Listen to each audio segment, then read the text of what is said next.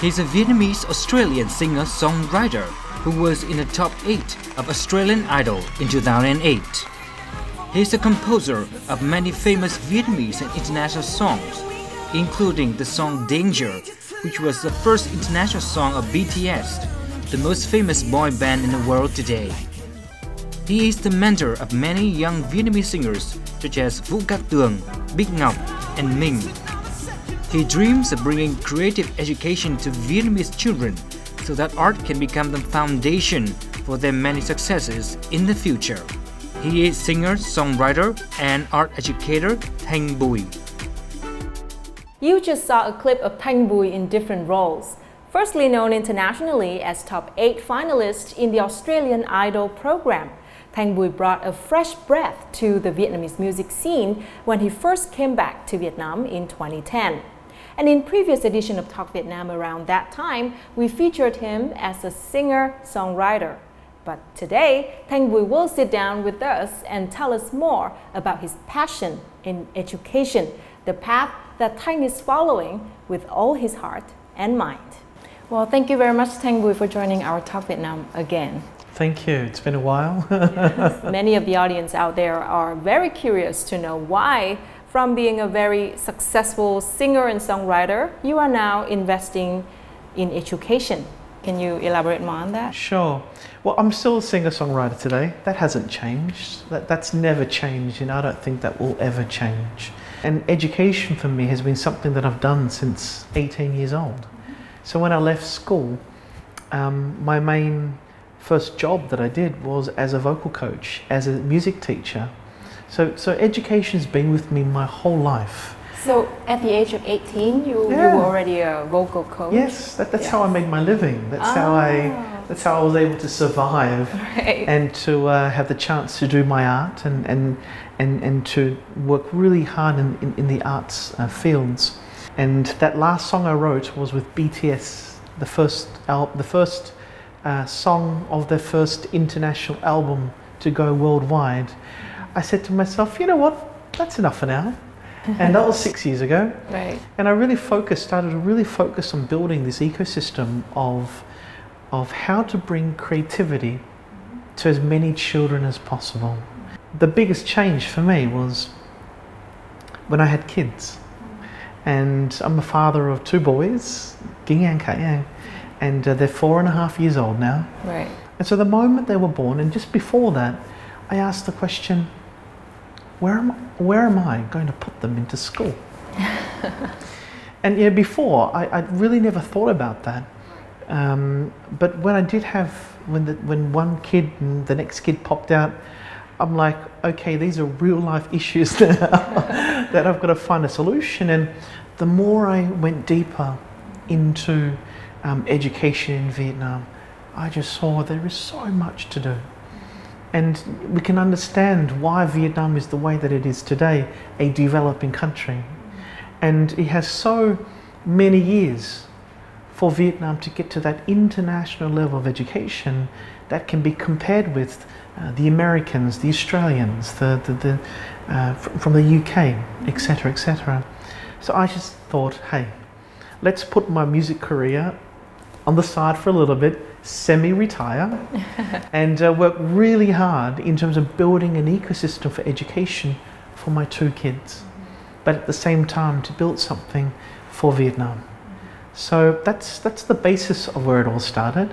And 6 years down the road, we're a lot further than where we were 6 years ago, but still so much to do. But I'm really happy where everything is right now. Right. Can you share with us the very first day that you decided to follow the path of investing in education? How was that? Was it difficult? It was the very natural thing to do. If someone asked me, out of all the things that you do, what is the thing that you feel that you're best at? And I'll share with you being a teacher. Not being a songwriter, not performing in front of thousands of people. It's not that. I actually feel most comfortable in the classroom with kids. Interesting. And it's always been like that, to be honest with you. It's just that when you do music and you work with well-known people. Most people in the press sort of paint you as the singer, songwriter, performer, singer. Right. Like put a label. They put a label on it. Right. And what I'm trying to share with everyone is, hey, let's not put labels on anyone. We can do whatever we want to do and be fantastic at what we want to do and be multifaceted if we work hard and if we're willing to have a lot of passion in what you do. So before coming to Vietnam, in Australia, I'd already set up schools. So I had performing arts schools and music schools in Australia already. Oh. Melbourne, we had studios in Sydney. Yeah. We had publishing companies and production companies. So everything I'm doing today is what I did prior to moving back to Vietnam. And so what we're doing now is so much more meaningful, because I said to myself 8 years ago, before we opened Soul Music Performing Arts Academy, if I close the schools in Australia, does it really matter? No, not really. Why? Because there are hundreds and thousands of other schools. Yeah? Yeah. You know, music and performing arts is something that is part of the culture. Right. Every kid does it. And that's the passion why we decided to start with soul and then to keep building the ecosystem, so that the goal for us is very simple. Every kid in this country should have access to music and performing arts. It's very simple.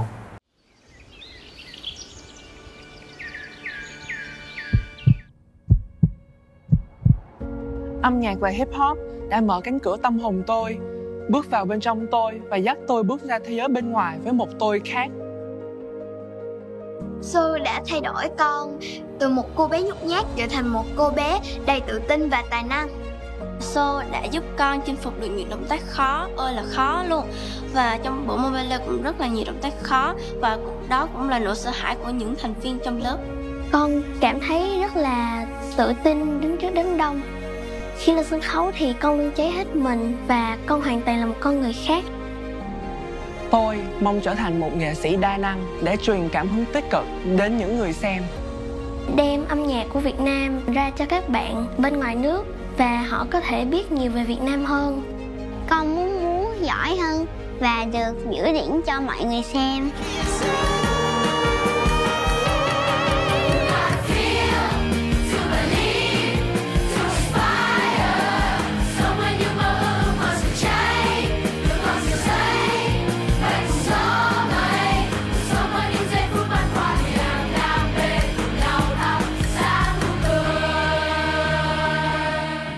So when you first started, did you have a hard time persuading Vietnamese parents that maybe they should, put their kids in or invest in music and art for their kids, but not like math or science or, like a typical Vietnamese parent?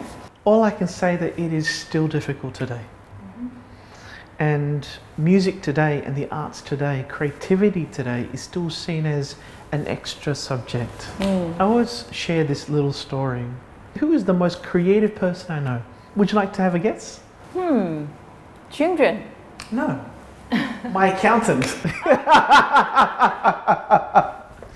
My accountant and my CFO. They are the two most creative people I know. Tell me why. Because they are able to connect dots that no one can see. Because they have the ability to think outside the box and to think creatively. Right. And you see, that little story propositions one very important point, that whenever we talk about creativity in this country, people still think you have to be able to draw or dance or sing or write. And that's the thing that I'm so passionate about, undoing that thinking. Because when parents think like that, that's what they think is best for their children. But the secret in a world that is changing faster than ever before, the fact that globalization, climate change, technological advancement, you see, when the world is so unknown, what are you supposed to teach your kids? I believe the core is creativity.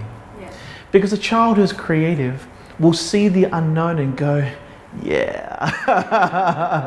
Let's create something out of nothing. Let's connect dots that have never been connected before. And I love the simple explanation from Richard Branson. He goes, creativity is A, B, C, D. Always be connecting the dots. So for us, it's still difficult for us to convince our parents because this society sees creativity in a very different way, Right. in more of the traditional approach. But I think when COVID's hit, I will say that I know that COVID's hit everybody and the world's changed because of COVID. And I think through the horrible things that have happened and the deaths and the unemployment and the financial issues that COVID has caused everyone in the world, I'd like to also perhaps see the positives of it. And I think what it really shows is those who are creative can survive and thrive. And that's the key. So I think today it's easier than what it was 10 years ago, because when we first had our first open day, no joke, I had many parents come up to me and say, hey Tan, how long would it take for my child to play like Mozart? And I'm like, well, and I sort of thought for a moment, how can I share something and proposition something to parents so that they can understand it from a different perspective? So I shared to them, DA, does your son do math? And the parent goes, of course, he's very good at math and da-da-da. How long will it take your son to become Albert Einstein? And then the mother goes, but that's different. I'm like, well, how's it different? How is it different? Yeah. And there was silence.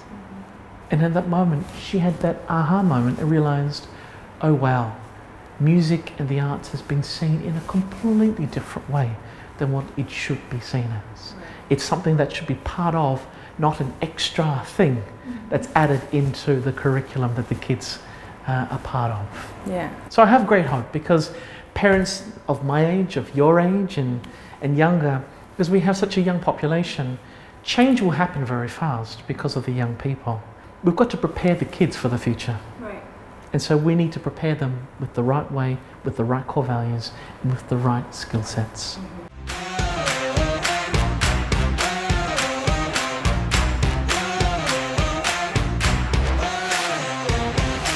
Seoul Academy, or Seoul Music and Performing Arts Academy, SMPAA, is a center that provides training for vocals, piano, guitar, violin, drums, and dance, produces music, and offers services in talent development and recording.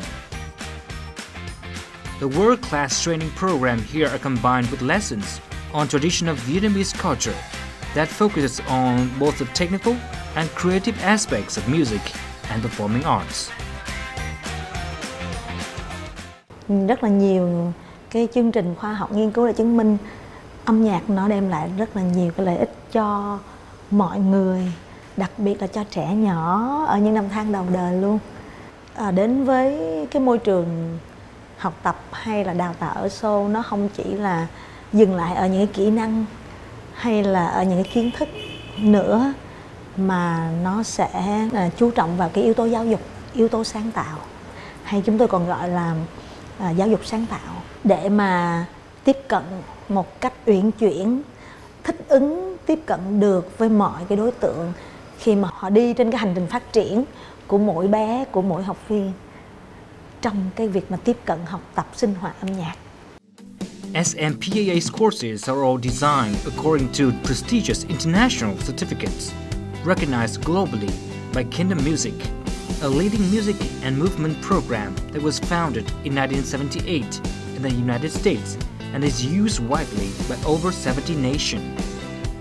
These certificates from the Associated Board of the Royal Schools of Music and the Trinity College London are considered to be highly valuable for all music learners.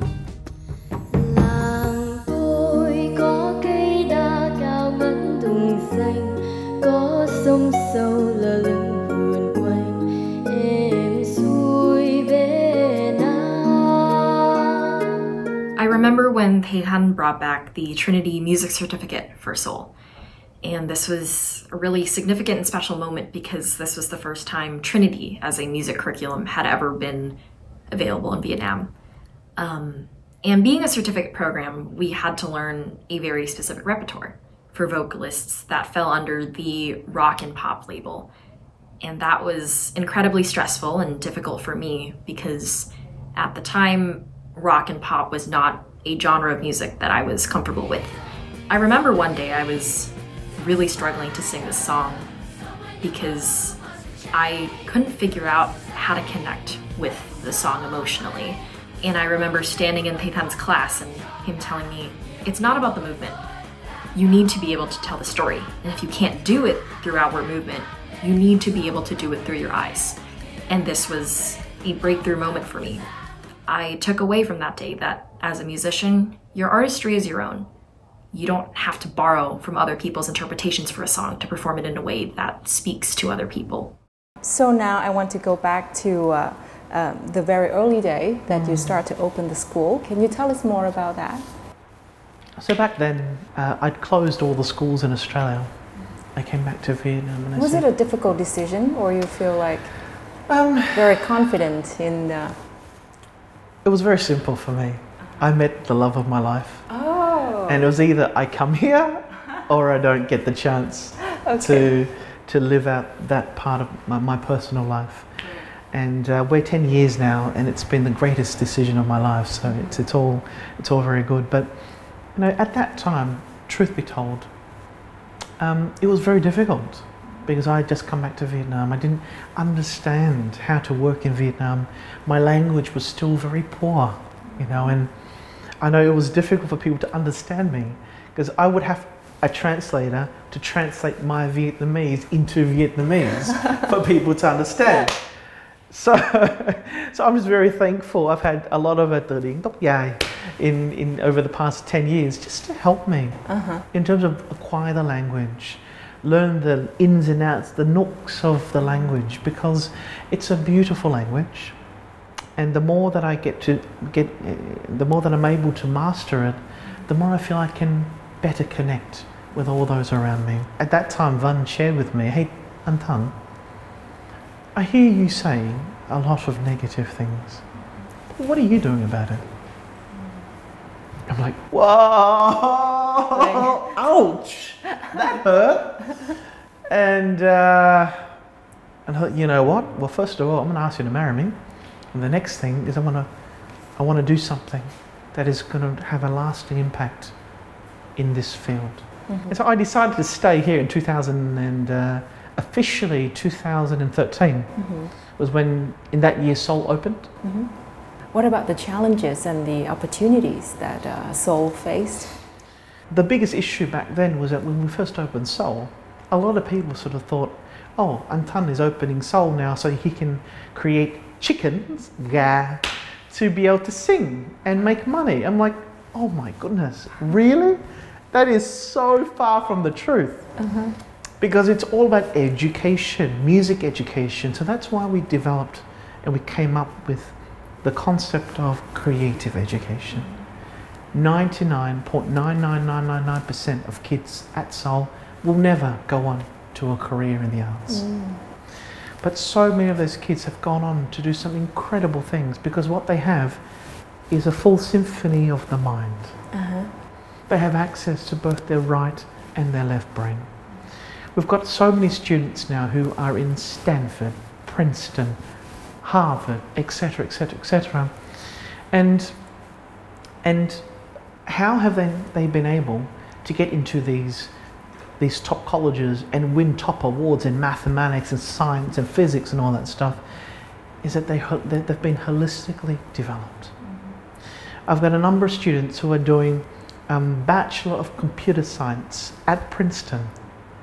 But when she opens her mouth and she sings, she sounds like an angel, and she could have a career in her own right as a singer, songwriter, artist. And we don't have just one kid like that. Right. We've got so many kids like that. And that gives me great pride because ultimately that's the secret.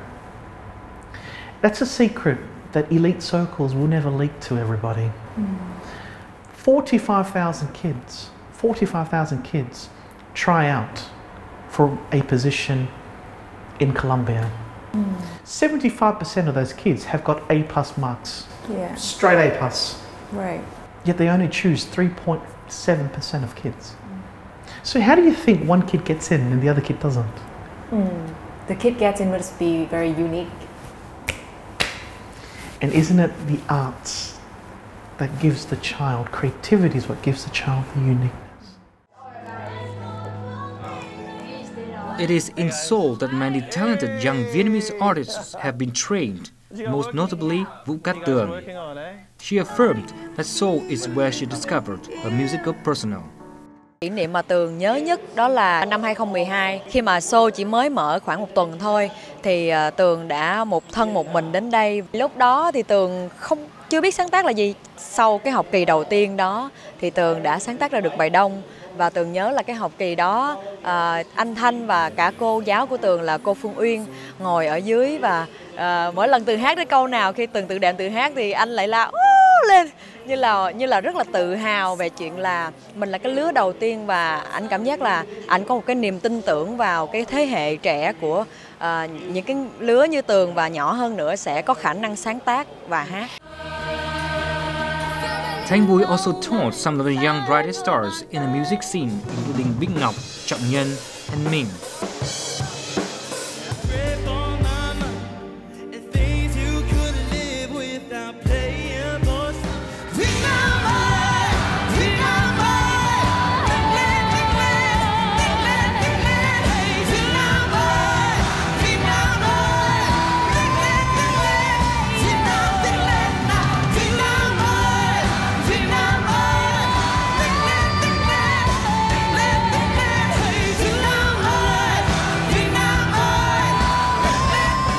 This is the next generation of Vietnamese students that are coming out of Vietnam that have the sense of cultural identity but understands the world as well.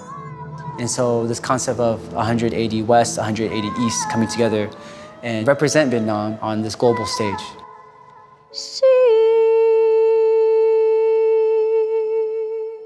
From what I heard, your parents wanted you to become an IT engineer. So how did you pick the path of music? I came from a family that had nothing. I came from a farm. My parents were potato pickers. And then we did sewing. So we used to do, and we were in sweatshops. Doing what? Jeans. So as 6, 7, 8-year-old kids, my brother and I would go home and we would be on the dookie, and doing back pockets and all that kind of stuff. That's just what it was. So we came from nothing. My parents didn't have an education. But the only difference between me and any other kid here was that I was very lucky to get that so many facets of development, whether it was sport, music, creativity, public speaking, theatre, acting. I've done it all. But you were very lucky because you knew what you like, right? You knew what your passion is. Not necessarily. The only reason why I was able to understand my passion was that I had access to try. Kids here don't get a chance to try. I see. You can't know what you love to do if you don't have a go. Right. And I tried everything. I tried everything I wanted to try. I had the chance to do it. So whether it was, I was doing, my first art that I did was not music. It was jazz ballet. Oh. So I used to be able to do the splits and all that kind of stuff. Hip hop. I learnt how to sing operatically. I learnt pop music. I learnt jazz music. My goodness, I had the chance to explore everything in this world. So that makes me very fortunate. And the fact of the matter is that literally the whole way through, I was on scholarship. So from Seoul, you are now building an ecosystem of education with a very unique philosophy behind it. Can you share it with us? The Vietnamese schools, to me, I think, still lack that sense of openness. So I thought, what am I going to do? I was very fortunate to go all around the world and to discover the different pedagogies and the different approaches to education. A Reggio Emilia approach was the one that really hit me. And I saw a research paper, a book that was curated between Howard Gardner and Project Zero, Harvard Project Zero, together with radio children, and I thought, oh my goodness, this is incredible. And at that time, I honestly didn't know much about the Reggio Emilia approach. But the moment I found out, I said to myself, this is my mission, is to bring it to Vietnam in an authentic and in a way that is able to be localized into the Vietnamese setting. I don't believe in taking a product or a way of thinking from outside Vietnam and saying, hey, this is the way that it is. I don't believe in that. Because I believe what makes us different is our culture. Right. And being Vietnamese is something which I'm so proud of. And I want every kid growing up in this country to feel so proud that they are Vietnamese. That's their USP, that's their unique selling point. Because you can't be a white person better than a white person is a white person. And these words may be strong, but I feel so angry and I feel so upset when I see 12-year-old, 13-year-old kids living in Vietnam of Vietnamese background, but they've lost their language and their culture. And so many of these kids, I teach a lot of these kids that come from the international schools, but it's not the fault of the international schools. They were built not for Vietnamese people, you see. So the point is, what's the alternative here? Right. And when I saw what the alternatives were here in Vietnam, I thought, okay, I understand. Let's be compassionate to the situation. Let's design, think a way, a new system, a new approach that can be the start of a movement of Vietnamese schools with an international mindset that is truly Vietnamese, 180 East, and truly international, 180 West, to create the 360 picture for a child. Reggio Emilia is an educational method from the city of the same name in Italy, developed by psychologist Loris Malaguzzi. This approach is child-centered and believes that children have the ability to express their thoughts and creativity in a variety of ways through more than 100 languages. Unlike the traditional teaching method, where all students are in the same class and acquire knowledge in the same way, the Reggio Emilia educational approach creates a space for children to learn in different forms through experience, interaction, and activities. With this method, the teacher changes from the role of the instructor to an initiator and continually poses the questions why, how, and what will happen if, in order to encourage children to think and apply their learned knowledge in the real life and practice the habit of thinking, analyzing, and finding answers to problems posed in life.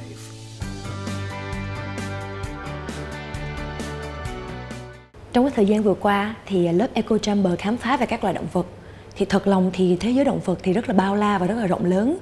Có bạn thì thích những cái loài động vật ở dưới nước, có bạn thì thích ở trên trời, có bạn thì thích những loài sắp tuyệt chủng, còn có bạn thì thích những loài đã tuyệt chủng rồi, ví dụ như là khủng long. Thế là các cô giáo có những cái trò chơi để các con có thể bây giờ mình thử là một loài động vật đi, và bạn của mình sẽ là người đoán xem là con đang thể hiện loài động vật nào. Những bạn mà thích vẽ thì các bạn sẽ lựa chọn những vật liệu để các bạn vẽ.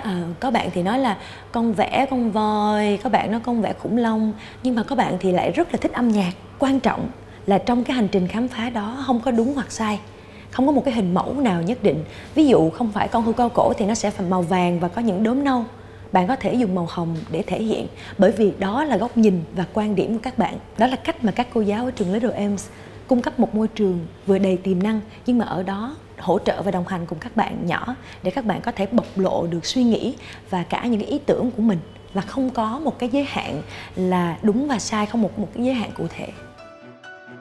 The Reggio Emilia educational approach is considered a progressive and innovative approach and is especially in line with the concept of building child-centered preschools being implemented in Vietnamese educational institutions. This is why Thanh Bùi has organized numerous activities to replicate this method in many places throughout Vietnam.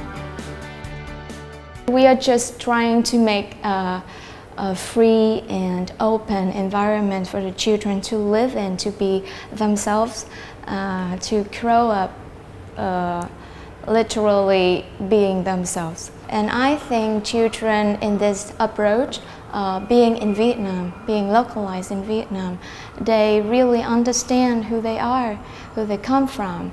They are Vietnamese, but they are inheriting all the beauty of the world, and that's the most important thing. And I think children sense that, they can sense that, and they are happy living day by day in this kind of environment.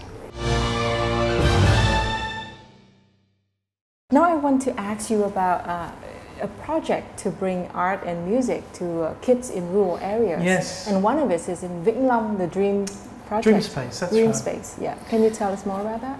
So it's taken us many, many, many years to be able to get the approval of the first INGO in the arts in Vietnam. And it's called AMPA, or Asia Music and Performing Arts Education. AMPA is a not-for-profit, and our job is to bring music and the arts to rural areas. So how do you do that? I believe by building infrastructure. And it's not just having a music room, it's having a multidisciplinary room that kids can do arts, mathematics, they can read, they can have theatre, they have mirrors for dance, they have a band, they've got a piano, they've got music books.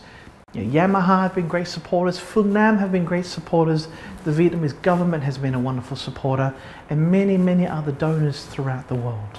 So the hope for us is to build 15,000 of these rooms. Wow.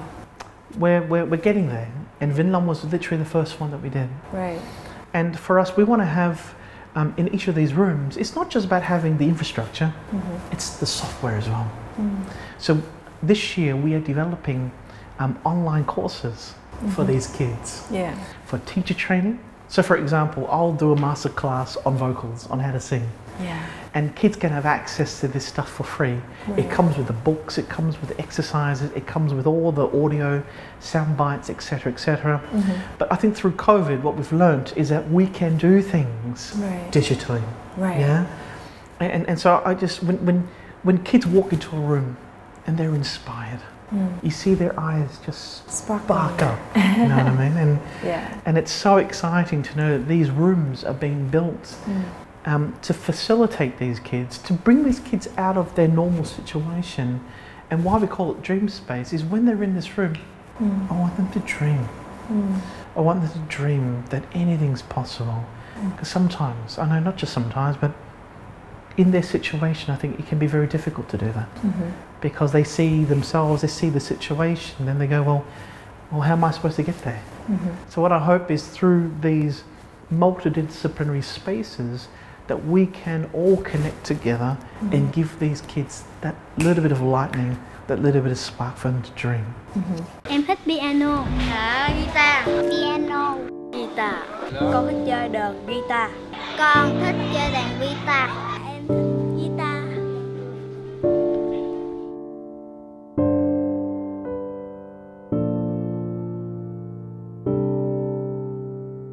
Trường thì tiểu học Đức C thì là một trong những cái trường mà thuộc là vùng sâu vùng xa của huyện Mang Thít. Và về đường xá giao thông nói chung là trước đây đã gặp rất nhiều khó khăn. Cơ sở vật chất thì cũng rất là khó. Trường tiểu học Đức C thì được thành lập cách nay là hơn 30 năm. Trong hiện tại thì trường đã có 11 lớp. Tổng số học sinh là 279 em. Tổng số cán bộ giáo viên, nhân viên là 23 người. Thì ở trường thì về môn âm nhạc cũng rất nhiều khó khăn. Thì giáo viên mỗi khi mà lên lớp dạy thì mang cái đàn đến xuống từng lớp. Các em học sinh thì nhạc cụ rất là đơn sơ. Chẳng hạn như có những thanh gõ được làm bằng tre hoặc những cái lon. Do đó cái việc học nó chưa có được đạt cao lắm.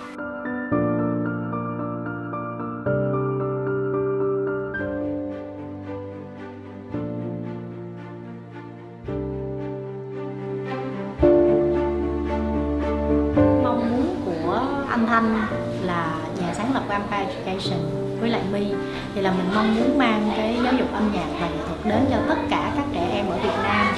Mà các bạn nghĩ cái con đường các bạn đi vào đây nó xa mà nó ngoằn ngoèo, nó không dễ để các bạn có được một cái nơi mà bạn học những cái môn này. Thì thì mình mang nó đến cho các bạn không đi đâu được có thì mình mang nó đến. Đây là cái dự án căn phòng mơ ước đầu tiên, cái Dream Space đầu tiên của ANPA mà không chỉ ở Vĩnh Long, thực sự nó là cái đầu tiên ở Việt Nam mà ANPA làm, mang đến cho các bé một cái không gian học tập. Mình cũng đúng là rất là nhiều người, rất là nhiều đơn vị, nhiều cá nhân họ cùng chung tay họ làm. Nó phải là rất nhiều con người cộng lại.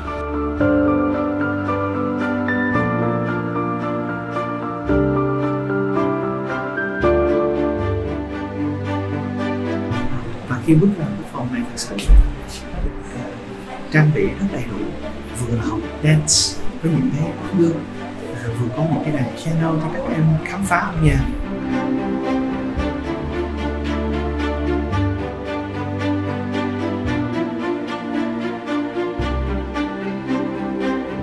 Các em cứ bay được ước mơ các em, nhỏ hay lớn, nghĩa nào mình được sống thoải mái, mình được sống với chính bản thân mình và mình là phiên bản đẹp nhất, tốt nhất, thật nhất.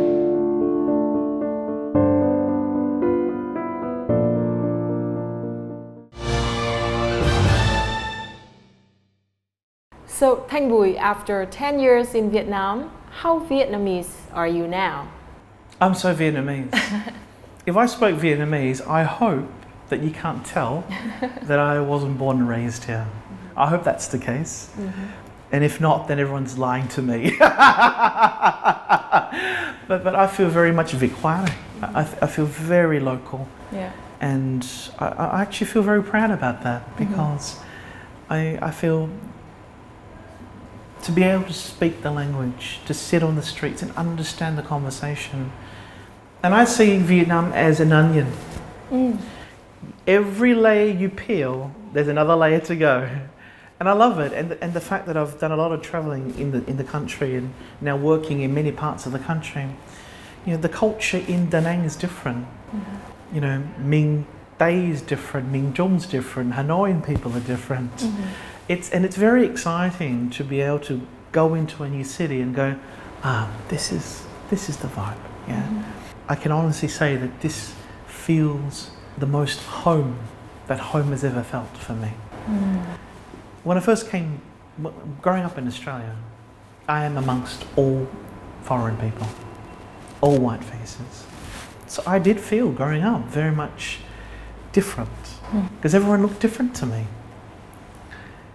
And so when I first came back to Vietnam, I thought, yes, I'm amongst my people. I look like everyone. But then when I came back here, everyone said to me that I'm a foreigner here. So here I am, lost on both sides. In Australia, I'm a foreigner. Here, I'm a foreigner. Where's home? And so the last 10 years has been about me finding that home. And this is home. There's something very gangui, very close. And I think more importantly, that it's funny because now when I sometimes when I speak, you know, to my foreign friends, I forget my English. I'm actually saying things in Vietnamese to them, and they're like, "Hey, TB, English." I'm like, "I am," and they're like, "No. Listen back. You spoke Vietnamese." Like, "Oh my God, really?" So it's very subconscious for me now. So I love it. This is Vietnam. This is home, and home is with my family, with my kids, with the work I'm doing. And it feels awesome, man. It feels amazing. The energy here is like fast. It's moving. It's rapid. Why is it today that Korea is where it is today? You think about Korea, you think about their brands. Right. BTS.